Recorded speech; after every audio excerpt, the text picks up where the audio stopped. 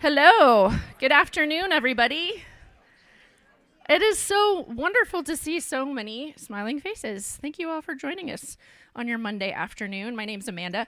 I lead the Communications and Public Involvement Office here at the city, and we're really excited to have you for another State of the City address. Couple quick announcements before we get started today. If you were in here earlier and enjoyed the music, please join me in giving a shout out to our Fort Collins Musicians Association, who provided a whole diverse offering of local music for us to have playing in the background.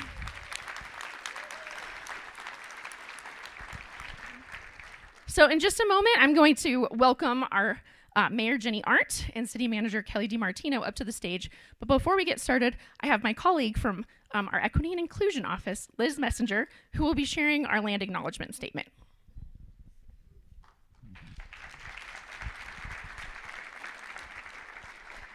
Hello and good evening. Thank you for joining us today. We like to mark these special occasions with our land acknowledgement, so I'm going to go ahead and read that for you now. We acknowledge and honor the lands situated within the city of Fort Collins as the original homelands of the Arapaho, Cheyenne, Kiowa, Comanche, Pawnee, Shoshone, Lakota, and Ute peoples. This area is an important site of trade, gathering, and healing for these Native nations. These lands are home to a diverse urban Native community representing multiple Native nations and indigenous people. Despite forced removal and land disposition, they continue to thrive as resilient members of our community. We are grateful for the Native community members and honor the rich cultural heritage they bring to our collective community. We further recognize and value their social, intellectual, economic, and cultural contributions. The City of Fort Collins is committed to supporting, partnering, and working with the Native and Indigenous community. Thank you all.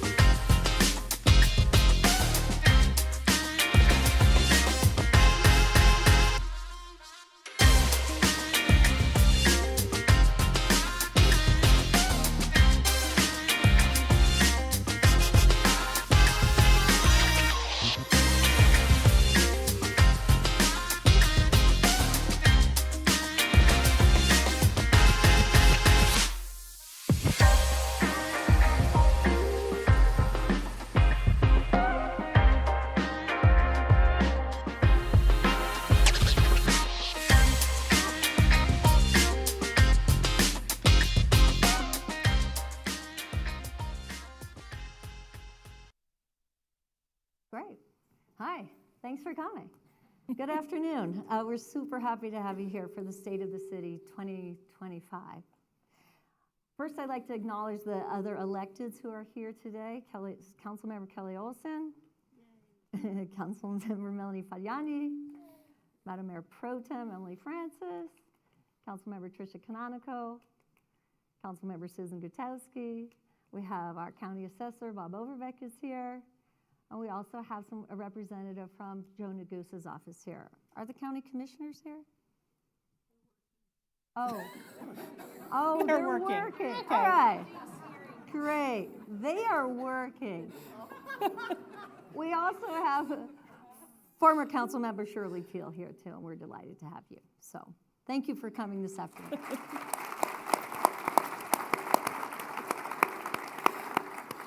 Hi, good afternoon, everyone. I'm Kelly DiMartino, and I'm excited to be here with you tonight. I see so many of our community partners in the room. I'm not going to try and call you all out by name, but I'm so thankful that you are here.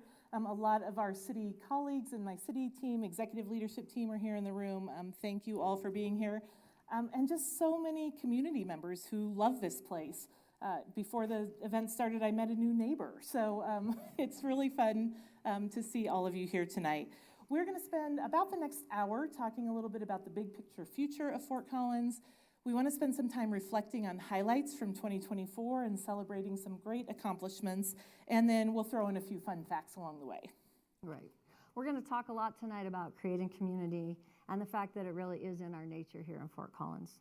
The city is just one contributor to our incredible community. We all do this together. The core of why we exist as an organization is obviously because of the people. Everything we do through our municipal services and your day-to-day life in Fort Collins is connecting you to where you need to go and the people that are near close to you. It also has to do a lot with planning our future. Mayor and I wanted to take a few minutes before we started and acknowledge that when we start preparing for this event, it's back in the fall of last year, and a lot has changed since then. So we want to just acknowledge the current dynamic and how many things are uncertain right now, and we know that that is having impacts on our community. And at the same time tonight, we are going to really focus on the local level.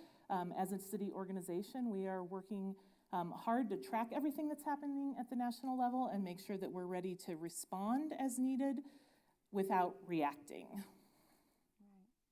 So thank you for mentioning that, right? We don't want to overlook sort of the bigger picture and give us 60 minutes to talk about your reliable local government.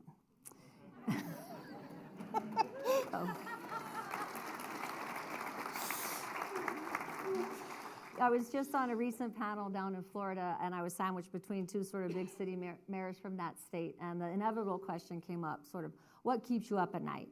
So I did my standard joke, which I say the train, which is true. And I do hear it from my house, and when it wakes me up, I always think that makes me feel at home. So I like the train. But what I really wanted to talk about to that panel was my concern about the social fabric of our city, right? So all the work we do as a city depends on the people, right? And so I think a lot about how we connect with each other, how we build relationships, how we interact. And I think that is sort of the secret sauce of Fort Collins, that we've always done that in a very kind and pragmatic way. And so those are some of the things that I'm thinking about. So when people ask me that, we can't do it without each other. And tonight we're going to talk a lot about the way the city is intentionally building our services around those connections. Yep, absolutely. Part of that is our nonpartisan structure. Right. If you want to just talk about that briefly. Yeah, so just a little tiny bit about the government I think makes us special is that we are elected on a nonpartisan basis. You all know that. And part of our work is to create those communities through that. I think that our council manager form of government really serves our community well. Yeah, so again, while tonight we know there's a lot of angst about the local impacts of the national, what's happening at the national level, we're not dismissing it, but we are going to kind of set it aside for the next 60 minutes and focus on the local work and help you see the effectiveness and the efficiency of your local government. We're going to start with a quick set of fun facts just to orient everyone to what the city of Fort Collins is all about. So, ready for our first round, Mayor? Guess who picked the special effects? All right, City of Fort Collins was incorporated in 1873. The oldest city facility that we still own is the first waterworks building on Overland Trail. The oldest one that still performs its original function, Grandview Cemetery. In 2025, our budget is $931 million. $931 million. As of today, we have 2,177 full-time employees who work in 62 different departments.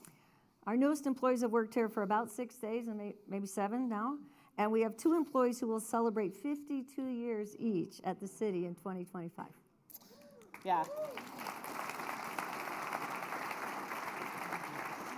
And we have such a wide range of city jobs, some that you might think about and then some that you might not. We have chemists and architects and stagehands and a police psychologist, one of actually only 2 in the country, city police psychologists. And then my favorite job, other than city manager, of course, is the Zamboni driver. Right.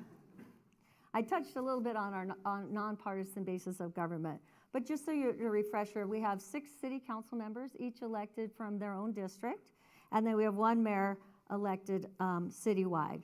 The city council sets the policy direction. We also have equal votes on council, and as I like to say, I'm not the boss of them, although, you know, it's Just stop there. Yeah, I'll just stop talking. They're right here. They're all staring at me. But it is interesting that's not true for a lot of other cities where the mayor has an equal vote, and it works very well in our community, I think. City council and mayor have 3 direct reports. One is our city manager. We also have a city attorney and the municipal court judge. So enough about our governance structure. What does the city actually do, Kelly? Yeah, so many things. So people may not always think of it this way, but really the work of the city is about connecting people. And that's true for our core services and our basic services, like streets and water lines and electricity and sidewalks. They really are all about creating connections. So we're going to start with a focus on those services, and the first one is our transit service. In July, Transport celebrated 50 years, so they have a big birthday. Launched in 1974 with just 3 buses, 3 bus routes. We did have 1,600 riders on that first day, so that's pretty impressive.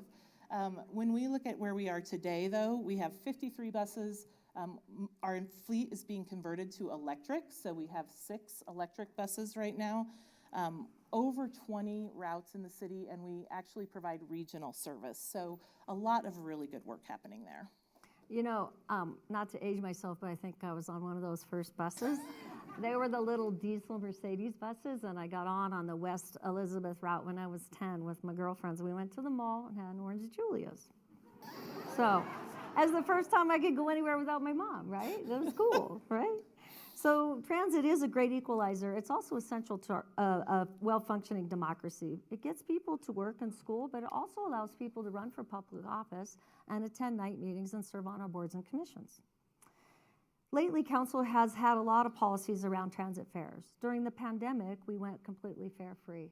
And recently, we decided that that was working so well, and that because of the equity and the democracy and everything else, last fall, we decided to remain fare-free and make reliable transit service available to everyone all the time.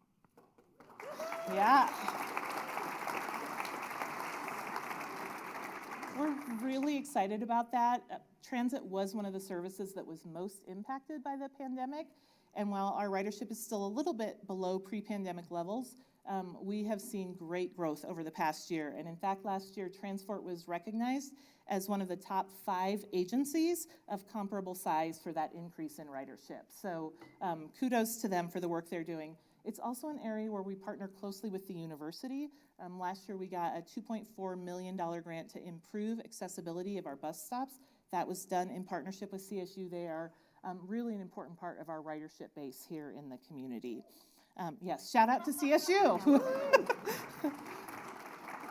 And then I mentioned electrifying our fleet, and again, we relied on a almost $900,000 grant to purchase another electric bus. So a lot of work happening there in the space of transit.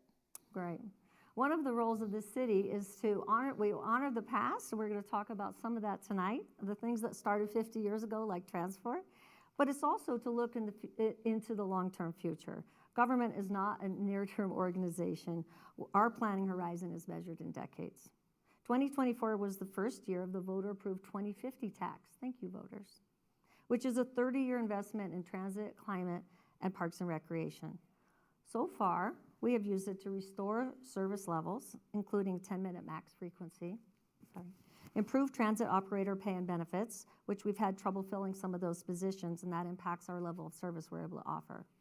And looking ahead, the transit portion of the 2050 tax will support projects like the new Foothills Transit Station, the West Elizabeth Rapid Transit, and installing en route chargers for our electric buses. So again, transit, an important part of our transportation system, and we really are looking at that full system in multifaceted and integrated ways. I want to highlight a couple of projects that we are working on the capital side. One, anyone who was driving down Harmony Road last year may have experienced the Harmony repaving. That was a great project to improve the quality of that road and add bike lane infrastructure. between Timberline and I-25. I was just on Harmony yesterday, so I can say with certainty that phase 2 of that project has started, and we're now going to be doing the phase between College Avenue and Timberline over the next several months. So again, just a great project for the community, and that is not only about cars, but also about bicycle infrastructure. Another project that has been long in the works is College and Trilby intersection. That has historically been one of our more dangerous intersections. And so we are going to be widening and rebuilding that intersection. It will be improving traffic safety, adding turn lanes. So again, much safer for not only vehicles, but also bikes and pedestrians. When we're doing this kind of roadway work, we also try and maximize other projects that need to be happening. So we'll be doing a stormwater improvement project at the same time. And just a little fun fact of how we, again, try and really be attentive to every detail. There's a large ginkgo tree that was located near that intersection that can't stay. Instead of it going away, we actually replanted it and moved it to City Park, and now the ginkgo tree is flourishing. Yay! So, care for the details. That's right.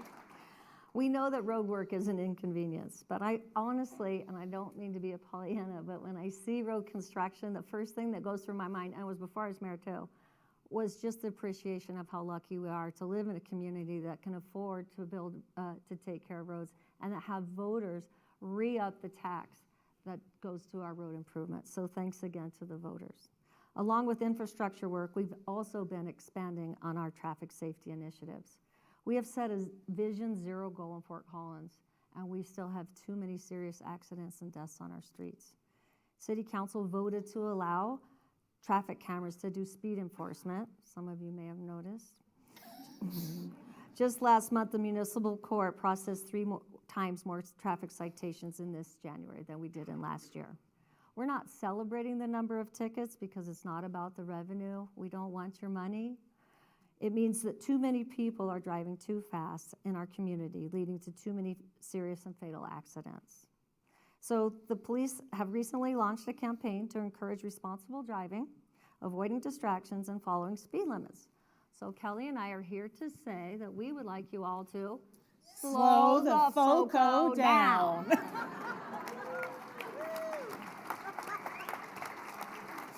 And if you'd like one of these bumper stickers, you can pick one up in the hallway. Traffic, it is one of the visible safety issues in our community, but we have myriad health and safety issues here, and I am deeply grateful for our public safety colleagues who work on these. Overall, Fort Collins is a very safe community, and yet there are many issues that people may not see. So on a daily basis, our officers are responding to things like theft calls or drug distribution or use, and disturbances, family disturbances that might require some sort of intervention. So again, many of us have the good fortune of not experiencing that on a daily basis, but we are being very attentive to the overall safety of the community. I'm also grateful that our agency is working to address some of our emerging social needs through kindness, compassion, creativity. We have a couple different units within the police department. One is our HOPE team. It's called the Homeless Outreach and Proactive Engagement Team. That was a pilot that was started a few years ago, and based on the success of that program, City Council added into the budget to continue funding that on an ongoing basis. So we're very grateful for that. The HOPE team responded to more than 3,000 calls for service in 2024. Another important unit is our mental health response team. And again, this group, which is just a few people, they responded to 1,864 calls last year. And the reason I'm being so specific about that is because only one of them resulted in any kind of use of force. And so when you think about people who are at their most vulnerable state, having a special unit who's able to help de-escalate and really minimize use of force is something that we feel very strongly is an important part of how we want to serve our community.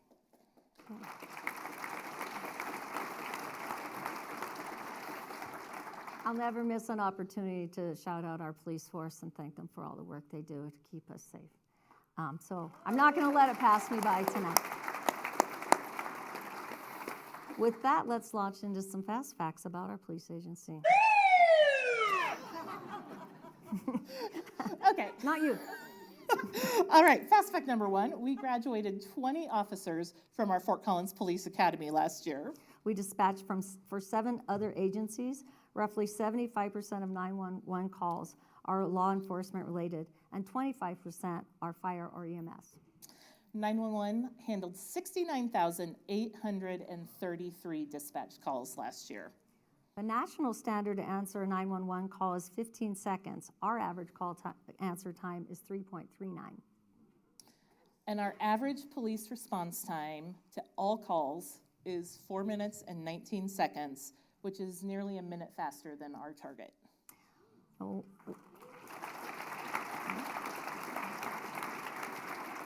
One night, I had the unfortunate circumstance of needing to call the police, and when my husband called 911, they were there. I couldn't believe how quickly they were at the door, and I can assure you they did not know it was the mayor who was in her pajamas, and I said, my bedroom's kind of messy, and they were like, that's okay. It was unbelievable, and I couldn't be more impressed with them. We had someone, a stranger in our backyard, and the bravery with which they responded was amazing. Another core service that connects our community, and it's aptly named, is Connection Broadband. The voters, we asked, and you said yes, so we pursued this, and now we're celebrating our 20,000th customer in August, and we're well on track to surpass 25,000 customers this year. 1,000 households are involved in our digital inclusion program, which is one of the most amazing things I think we do at the city, which offers income-qualified customers a reduced rate, but the key to this is they get the same high-speed access, right? It's available in every speed package we offer. So why have digital equity if you don't have an equitable provide with the same speed? So that's a unique program in Fort Collins. It is, and we're working to make it more accessible in really easy, customer-friendly ways. So last year we did a digital inclusion package. We partnered with an affordable housing provider who actually put it in as part of the rent for their residents. So we have 152 people who it's automatically included as part of their rent through this affordable housing program. We do want to say that the primary build is complete. That's a big milestone for us to have the primary build complete. That's the fiber underneath kind of the main ring, and we still have work to do to get to all of the multi-dwelling or MDUs, the multi-dwelling units in Fort Collins. That makes up about 40% of the housing stock in Fort Collins. So we're continuing to work on that to fulfill the commitment that every resident has access to this. Little, again, fun fact, the amount of fiber in the ground is 83,010 strand miles, which is a third of the way to the moon. So our crews have been busy laying fiber.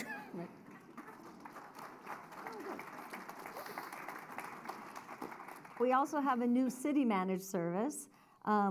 We have contracted residential trash and recycling began September 30th for more than 36,000 households. It supports many of council's priorities and city's waste diversion targets. The program goals are for fewer trucks on our residential streets in the long term, reducing emissions, increasing road safety. It offers affordable, consistent, and transparent pricing for our customers and increases landfill diversion through weekly recycling and seasonal trimmings. Are you curious about the old trash carts? Because that's what your email said to me. I got them. They were recycled, and when at all possible, they were reused in other communities. Mayor, this has been a big transition, and again, as we have worked with our contractor, Republic, to go from not standing up a new service, but transitioning a whole new way of doing service. So we know that that has come certainly with some challenges and some emails and questions that have come in, and the other area that we know people question is around the opt-out fee. And so again, want to acknowledge that. And that is really part of the essential part of the program to be able to have predictable level of service for the overall program, to make sure that we are meeting our goals in terms of reduced road usage, our climate and environmental goals. And one way that we might encourage people to think about this is if you think about it like an insurance network. So if you have insurance, you might have in-network providers and out-of-network providers. The choice is still there for you to use who you want, but you're going to pay a little bit more if you're using an out-of-network provider. Republic is the city's in-network provider, and people pay a little bit more if they're going to be using the out-of-network provider. Yeah. Trash and broadband are some fundamental services, but so is stormwater. That's my personal favorite one. But Oak Street Stormwater Improvements Project has been going on for a while now, and it will address flooding issues downtown, and it's the third largest capital project we've done in the city's history. The new pipes can handle more than 296,000 gallons of water per minute. With storms becoming increasingly intense, this will help us be more resilient and prepare for the future. We're wrapping up downtown now, and you can look for the stormwater project to move west through 2026. Kind of hard to tell from that picture, but those pipes are 6.5 feet in diameter. So I know more than one council member stood in those pipes before they went into the ground. All right, we're gonna do a quick round of fast facts about some of our core utilities. I don't know what that was. I don't know what that one was, but utilities, customer service calls, 94,133. Gallons of water treated, 8,775,400,000. Electric reliability, 99.9979%. Transport buses drove 1 million miles and 379,805 miles. We improved 104 lane miles of roadway. We abated 1,116 instances of graffiti with an average response time of 26 hours. And last but not least, what has become an annual favorite, we filled 4,140 potholes in a response time of just under 22 hours. So kudos to the streets team. Your axles, thank you. We do take very seriously our responsibility to these core services and to getting people safely to where they need to be. We also have an opportunity to have a little bit of fun in how we provide these services. We think that fun and government can go hand in hand. Last year, one of those fun partnerships was with Poudre School District to create a frost fleet. So kids from Poudre School District submitted names of what we might name our snowplows, and then our snowplow drivers actually did the voting to determine what those would be. And this is your new frost fleet. Snowbaka, the Blizzard of Oz, Scoop Dog, the Abominable Snow Monster, Snowzilla, and Larry the Snow Czar. For those of you who worked in the city, know Larry was there like 35 years. So anyway, good stuff. Another fun event that we have is Open Streets, and last year was our largest Open Streets ever. We had over 14,000 people. It was done on an arterial street, so it was on Shield Street from mountain to lake. And the intent of Open Streets is really to help people experience their streets in a different way and realize that they can be used for creating sense of place. So there was music and different activities. There was a parade of wheels of all kinds of different devices. We're going to keep the tradition of doing Open Streets. In 2025, we'll move down to the south part of town and be close to where the power trail improvements are happening. Great. So we mentioned that 50 years ago, transport started, and we're looking into the future for that city service. 46 years ago, people who were running the city were smart enough to start our massive trail network. So this year, we had the pleasure of opening the final segment of that trail network. You can go all the way from Bellevue to Timnath on our trails. We're looking forward to continue to build out our trail network because they're so popular. Absolutely. Yes, that's worth celebrating. Other things that are very popular in our community are some of our special places and gathering spaces that have been preserved. So our open space natural areas are one of those. And again, we are working to make those spaces both protecting and also accessible to the public. So when we think about the council priority of accessible and fun, we want to make sure that everyone can have access. So we've expanded our events in terms of bilingual, having more bilingual Spanish activities there, getting groups like the Boys and Girls Clubs, providing transportation so that those kids are able to experience access to nature. We've been doing trail activities geared specifically for those who might be using specialized mobility devices. Last year we did our second bison blessing at Soapstone Natural Area. So again, just really working to make those spaces accessible and inclusive to members of the community. Yep, and accessible and fun also meet really head on in our recreation departments. My professional background as a special needs teacher, it feels really good to be part of a city that has such an authentic and deeply rooted commitment to expansive adaptive recreation program. Last year, our adaptive recreation opportunities held 165 classes with more than 2,300 community members participating. And yes. We keep thinking about how do we optimize our recreation facilities and programs to best meet the ever-evolving needs of our community. One of those high priority needs is childcare. With the use of some ARPA dollars, we were able to expand our childcare facilities in Northside Atzlan Center. And thanks to that, last year we served an additional 421 youth in that program. So that was a great gap that we were able to fill. We're also, again, looking at our facilities. If you were to pull out a map and look at our main recreation facilities, we've got the Senior Center, we've got Northside Atzlan Center, we have Epic. There would be a gap, you would notice, in the southeast part of town, really the south part of town. And so we are very excited that we are moving forward with our Southeast Community Center.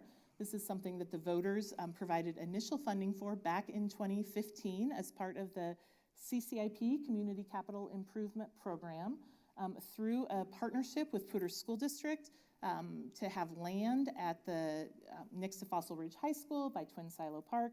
We're going to be moving forward soon with design on that facility, also partnering with the library district to really make it a true community center.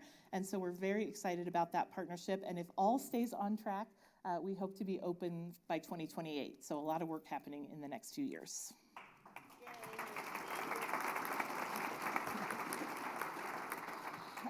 Another place that we are focusing in Parks and Recreation is on our asset management and maintenance. So again, thank you to the voters who supported the 2050 tax. And as a result of that, we are able to invest in some of the backlog of things that needed to be done. So lighting and irrigation, we're repaving parking lots, which doesn't sound exciting, but it's really very important. We're filling cracks and resurfacing basketball courts and tennis courts. Also, again, improving accessibility and making sure that there is a way for our community to access parks and playgrounds if there were gaps in the sidewalk network. So a lot of really great things happening there as a result of that investment. Right. Another nod to the past and look to the future is in July, we celebrated the grand opening of the Center of Creativity at the historic Carnegie Library. Right. The newly renovated space fosters artistic collaboration and connection. It includes indoor event spaces, a gallery, outdoor courtyard, all available for community members to rent. So far since its opening, we've had 10,000 visitors, 350 events, 10 art exhibits featuring 223 artists. It is a well-loved community space already. So we decided it might be kind of hard for us to do justice to these amazing community places by just doing fast facts. So we've got a video for you.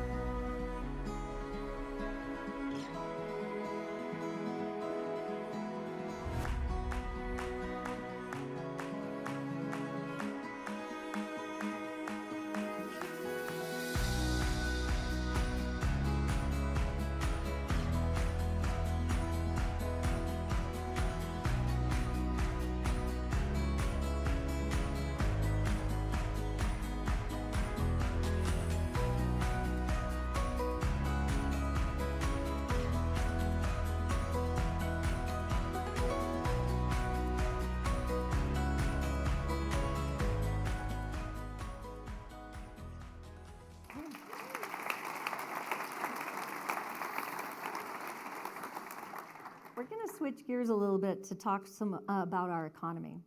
First, a shout out to our Economic Health Office, which earned accreditation through the International Economic Development Council this year. That's a pretty big deal. This signals to the community and business prospects that our Economic Health Office is equipped to help business at any stage. The majority of our Economic Health Office work is focused on business retention and expansion because we know that we need our businesses who are here to be able to continue to succeed and thrive. In Council's recently adopted Economic Health Strategic Plan, there's also a nod to limited attraction for talent companies that align specifically with our growth and values. So looking at industries like bioscience and climate tech. Right. Our NOCO Biz Connect celebrated its first anniversary in January. Since launching, it has engaged more than 200 businesses to adopt sustainable practices and improve operational efficiency. A highlight of the year has been my luncheons with Kelly and different members of our business community and nonprofit directors to learn more about the work they're doing in our town. It has been so impressive and inspiring. Thank you for accepting the invitation to eat lunch with us, for those who already have and those who will be having lunch with us in the future. It really illuminates how much our economic health relies on so many different people, businesses, and aspects of our community, and a lot of partnership. One of those partners who does a lot for our economic health is Colorado State University. In October, they began construction on a laser facility at Foothills campus. It's supposed to be complete in 2026. This is a $150 million grant that they received, a partnership with the U.S. Department of Energy and Marvel Fusion. And when it's complete, my understanding from that team is that we will have one of the most powerful laser systems in the world. And it's really going to position CSU as a global leader in this space.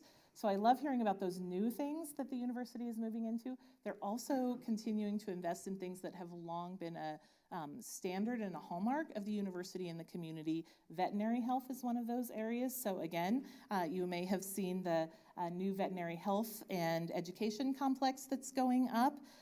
Again, place where CSU has long been a leader and continues with those kind of investments to position both the university and then the city of Fort Collins as a leader in that space. So we appreciate that partnership very much.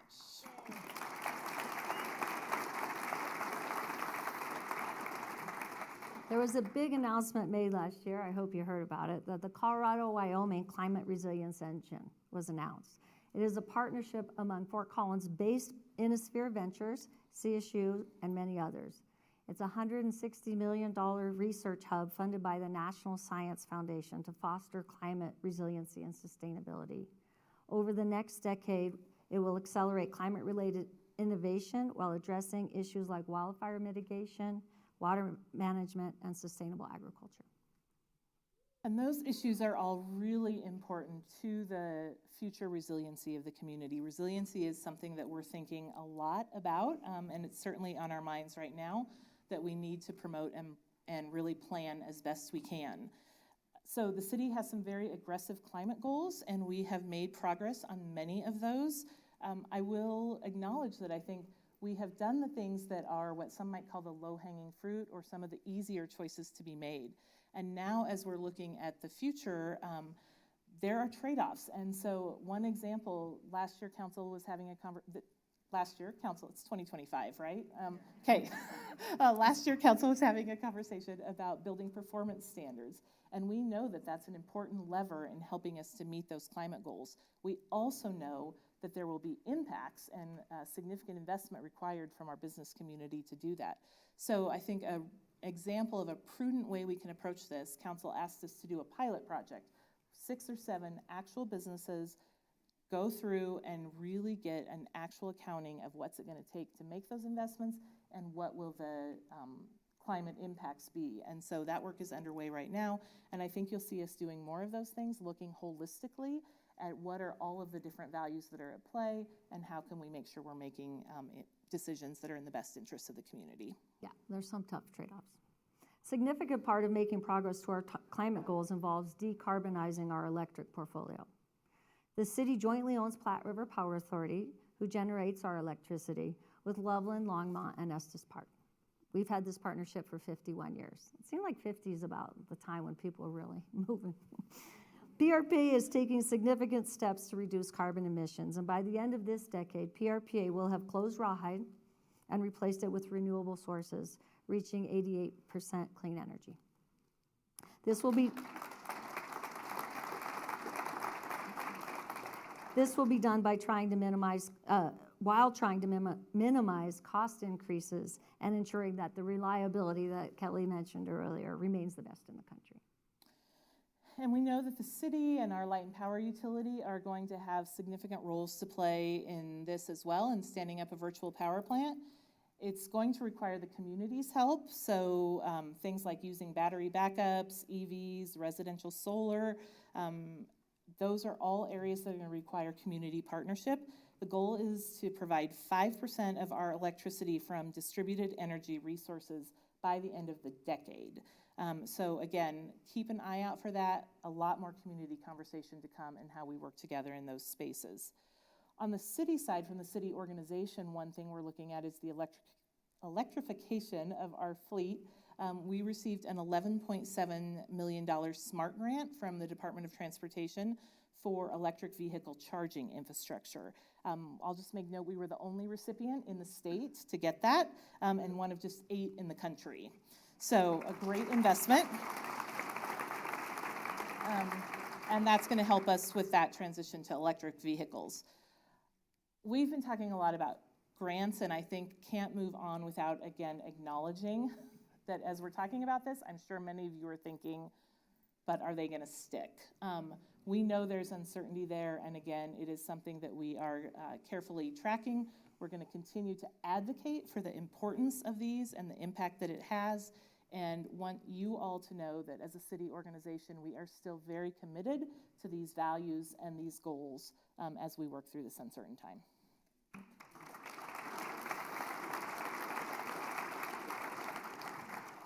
As we've mentioned several times tonight, the city has an obligation to look into and plan for the future. This is a unique role of government.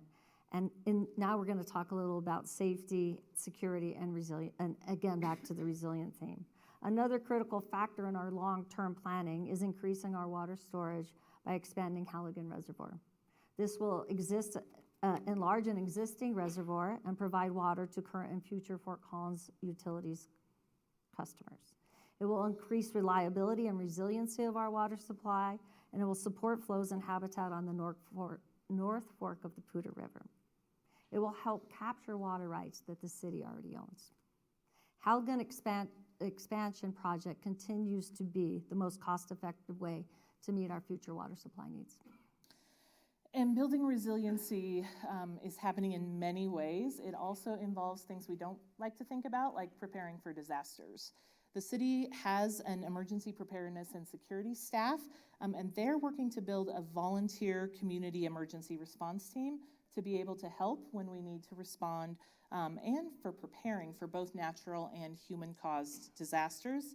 I also want to acknowledge Poudre Fire Authority. PFA is an important partner in this work.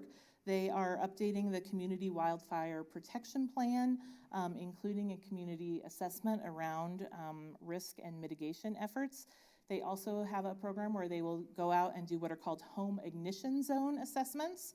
I don't like thinking about ignition zones around our home, but we have them. It's an in-person review where someone from PFA will come out and look and see what you can do to minimize the risk on your property from some sort of an urban wildfire. And then I just want to also do a shout out to colleagues at PFA who support other parts of our country. We regularly send teams, whether it's hurricane response or wildfire response, and so just a shout out to them for how they're serving not only our local community but also across the country. And again, I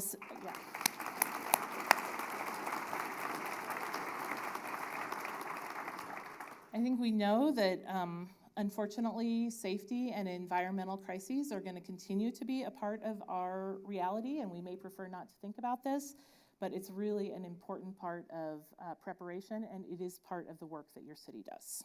Right. I'm glad we covered that, but now I'm going to ask that we lighten the mood just a little bit. Okay, let's do it. As we've been talking, I've been thinking about how much of planning for the future and increasing connection is actually about building a sense of place together. So now we have a video that shows just that.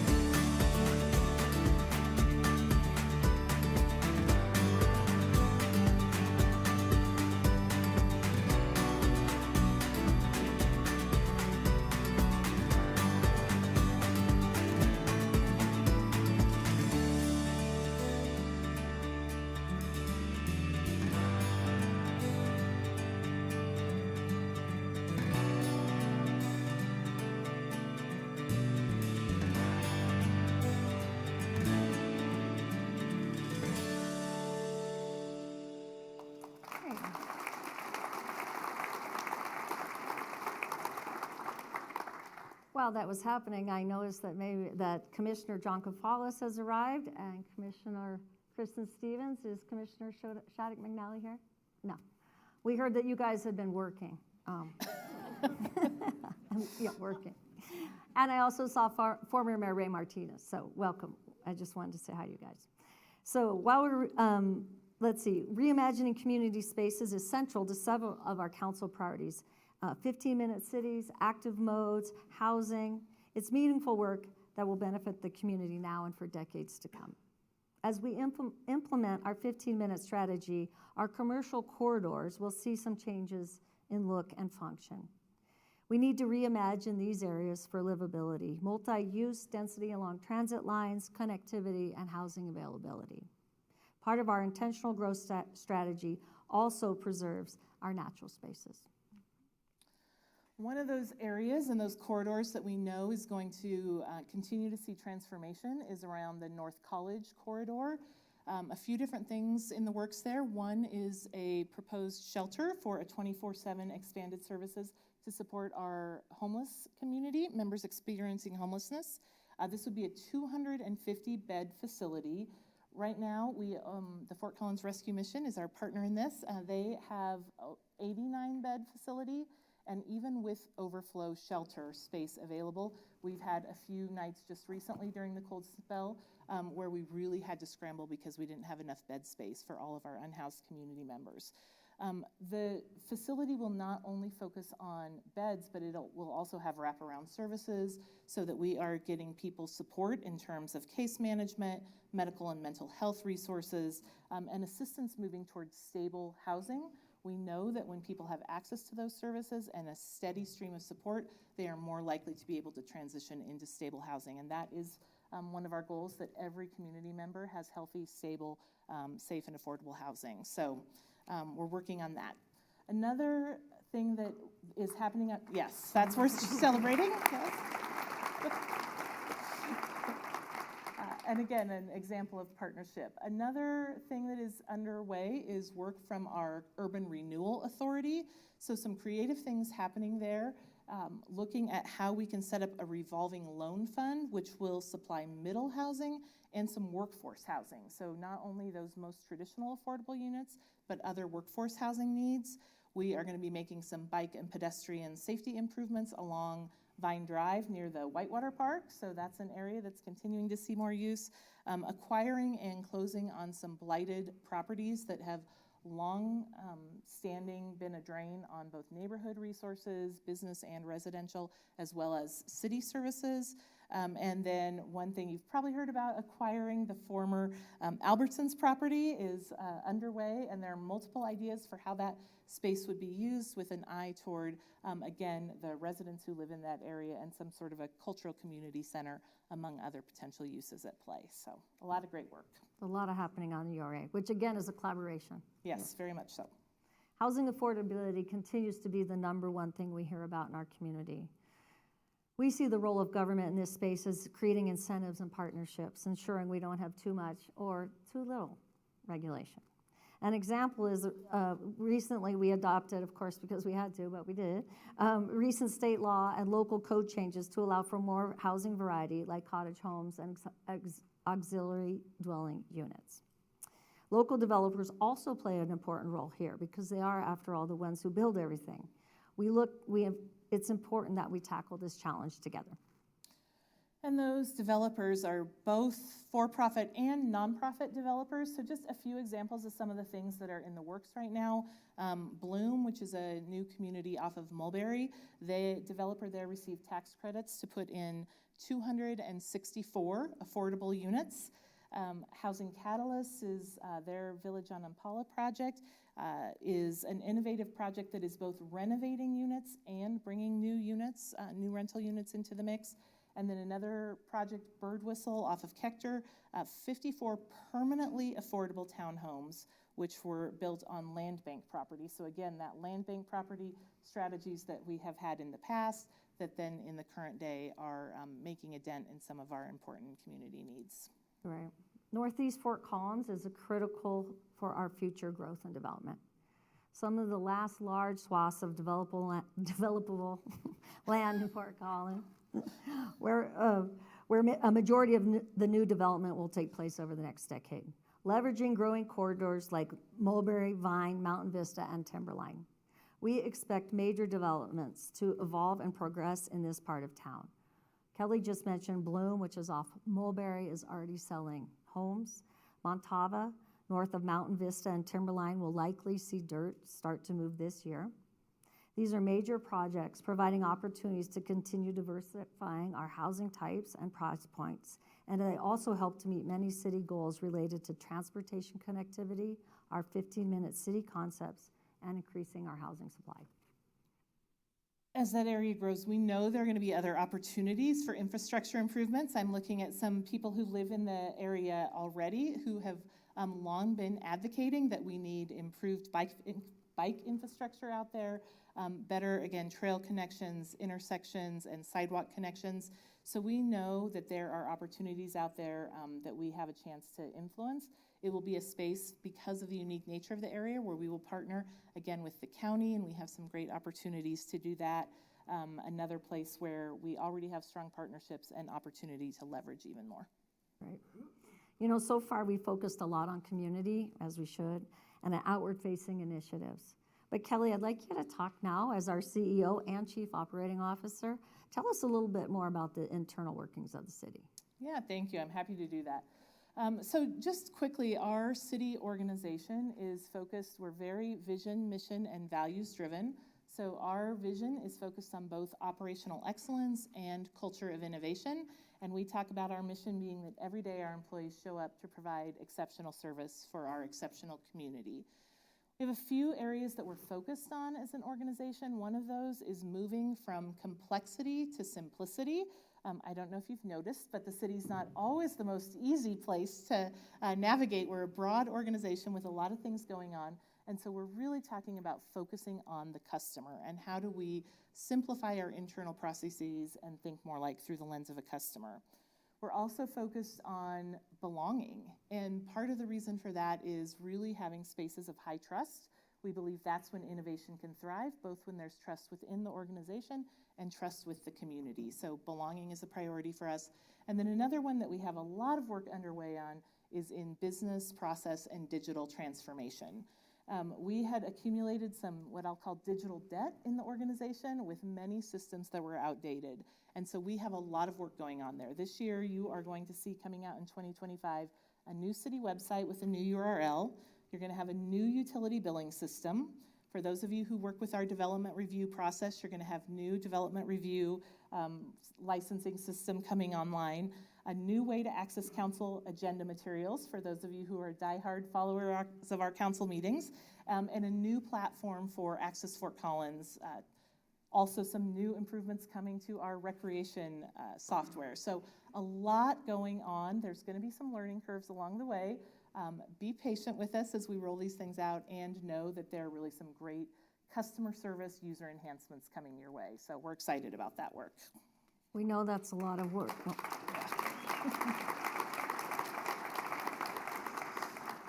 We know that's a lot of work, and as you mentioned in the intro, there's 2,100 employees, and so we'd like to transition to a video that shows those great people in action. Let me show you what I got. You know, understanding that we all come from different avenues of city life.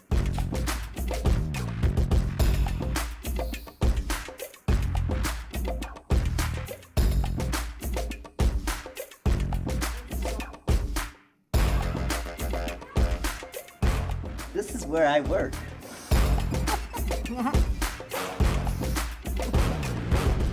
And there has been a lot that has happened during the year, a lot that's been accomplished, and also a lot of things that are in progress.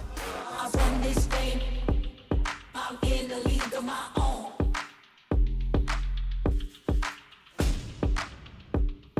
I run this thing.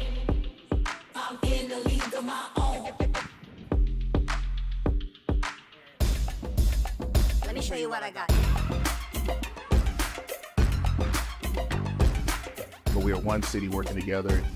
I run this thing.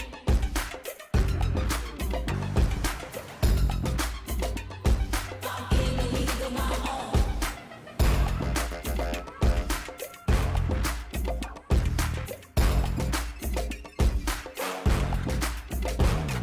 I run this thing. We are here for the same purpose as the future of our community. We all care about that. I run this thing. I'm in the league of my own.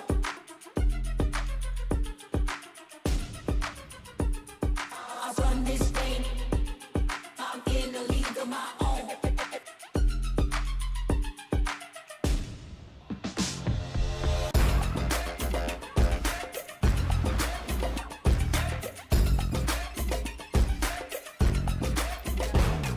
I run this thing.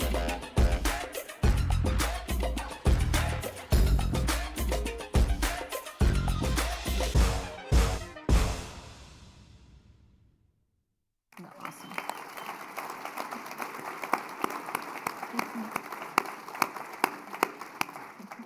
If I can just take a quick minute here. There's been a lot implied about government workers recently. So I just want to look my colleagues in the eye tonight and let you know your work is seen, your work is valued, and we are proud to celebrate all that you're doing tonight. Woo!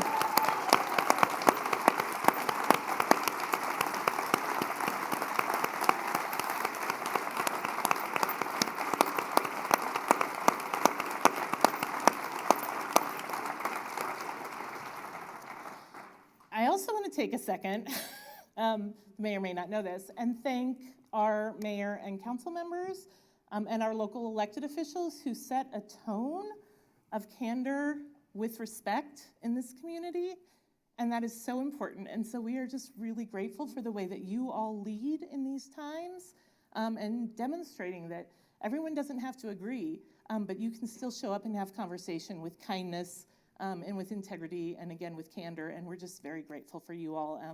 Again, both our city and our county elected officials for how you lead. So thank you.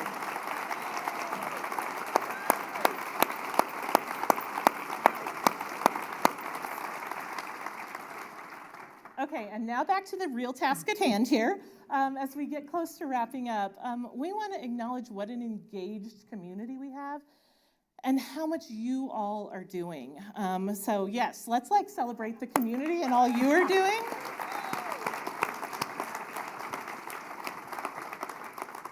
My team knows me so well, they put Kleenex up here just in case. Well done, team, well done. So as we wrap up, again, we want to talk about some of the ways that you all are engaging, and one of those is volunteering. We started actually tracking the number of volunteer hours that are being done in the Fort Collins organization in 2016, and this past year we hit a very important milestone of 1 million volunteer hours given by this community since 2016. Yeah. So thank you all for that. Currently, we have 200 volunteers serving on our 23 boards and commissions and authorities, and this year we had 155 applications in this latest round of recruitment. That says a lot. And they're high caliber. I know I've talked to council members have such a hard time selecting people because there's so many qualified people. We have some newer ways to contribute to our organization as well, and one of those is in the space of philanthropy. In 2021, CityGive, initiated as our philanthropic branch of local government. Last year in 2024, there were $3.3 million in either property, money, or sponsorships donated to the city organization. And some of them are in such unexpected ways. My favorite story of the year is we had a woman who came regularly to the pottery studio. She came to a lot of classes. That's where she built her community. And unbeknownst to us, when she passed away, she left a third of her estate to the city pottery studio. So just things like that. Yeah. People love this place, and that's part of what we love about Fort Collins, is how much people care. Another new tool that we have underway is the Civic Assembly. This is a new engagement process that we're using as we try and sort out what will be the future of the use of the former Hughes Stadium site. So you all know that the voters chose to keep this property, and I want to read the exact ballot language, to use as parks, recreation, and open lands, natural areas, and wildlife rescue and restoration. And so there is a variety of perspectives on what that might mean and what people want to see in the future of that land. So through this process, we are going to be selecting 20 participants through a random lottery process that will be representative of the community, to be spending a couple weekends really in dialogue, hearing those different perspectives from the community, we know that there are different advocacy groups that have thoughts about what that should be. This group will be wrestling with that over a couple weekends, and then they will bring forward a recommendation that they will give to city staff. We'll put that with some other information and get that to city council, and then ultimately it will be up to city council to determine what is the future use of that land. So again, it's a new process for us, and one that we think is going to be a really healthy way to engage a large part of our community. That's great. One of the most important ways you can be involved in the community is to vote. Voters chose to move the elections from April to fall, and that led to a 20% increase in turnout. The more voices who vote, the more people who get in there, the better the representation, and the more the electeds look like the electorate. So we always say vote, vote, vote. This November, we will be using Fort Collins for the first time at ranked choice voting, and it was approved by the voters in 2022. We have a booth out there where you can learn all about it if you don't know.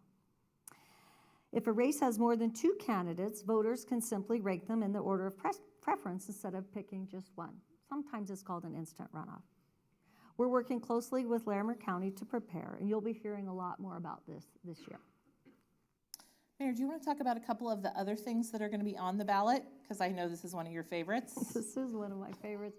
I'm just a fan of good governance like the rest of you. And so as we're working on our digital debt and our Parks and Rec asset management, so too did we decide to make a priority for council, for the city, to go over our charter and make sure it had modern language, it didn't conflict with our code. And so we've spent a lot of time this year going over that. Every charter change, that's our Constitution, right, has to go to the people. So look to your ballot. You'll be seeing some rather dry things that we're asking you, and they're all in the spirit of cleaning up the charter, making it not conflict internally, and also some modernizing our language there. Our city attorney and our city clerk are both cheering. They don't think it's dry at all, Mayor. So, one other item that will be on the ballot, we've referenced a few different times tonight, things from our community capital improvement program. So again, things like the College and Trilby intersection, the Southeast Community Center.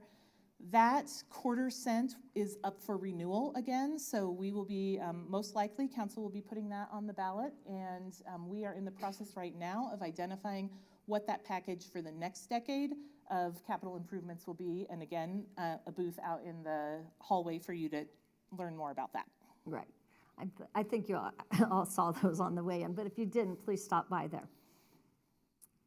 All right, so lots of booths. So we are going to wrap up and get out to those. In closing, just want to reiterate that the work of the city really is about you. It is about creating a community where people want to live, work, and play, where you want to be able to raise your children and your grandchildren. And we know there are a lot of unknowns right now, but at the local level, our core vision, mission, and values have not changed. We remain committed to supporting our community and fostering a place where everyone feels safe and respected. We remain committed to our inclusion, equity, diversity, and accessibility work, and we remain committed to serving all community members. We want every one of you to know that you can trust your city organization.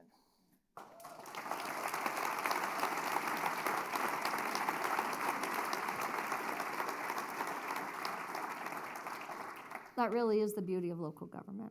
We get to more directly serve our community, and we have experience providing stability and care during difficult times. We know things are going to continue to evolve, and we know also that we will adapt as they do, because working together, showing compassion and care for one another, that really is just in our nature. All right, so before we go out and enjoy social time, will you please all join me in doing a couple quick thank yous? I want to do a shout out and thank you to our Communications and Public Involvement Office, who supports all of this production and does so much to help us pull it together, and to our Lincoln Center staff, who are such gracious hosts for all of us. So will you do a quick shout out and thank you to them?